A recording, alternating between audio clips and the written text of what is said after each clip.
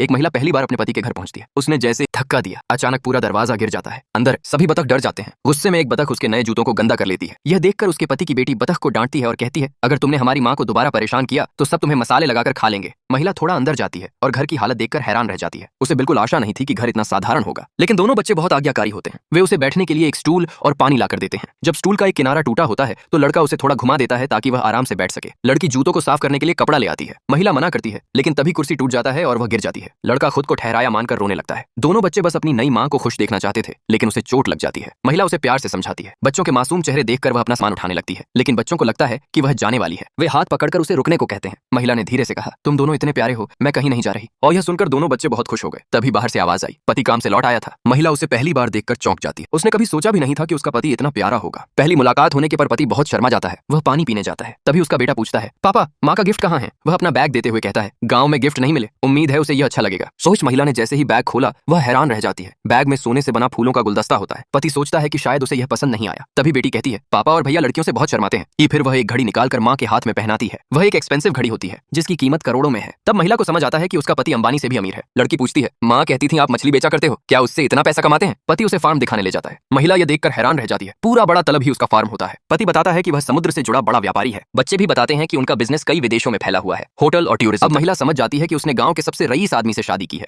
कुछ देर बाद पति उसे HDFC की पासबुक देता है जिसमें खरबों रुपए होते हैं और कहता है, अब से घर के पैसों की जिम्मेदारी तुम्हें संभालनी है। महिला फैसला करती है कि वह इस घर को ठीक करवाएगी। रात को वह शर्माती है और पति के साथ कमरे में नहीं सोना चाहती, लेकिन दोनों बच्चे तकिया लेकर आते हैं और कहते हैं, आज हम सभी एक साथ सोएंगे। का सेकंड पार्ट के लिए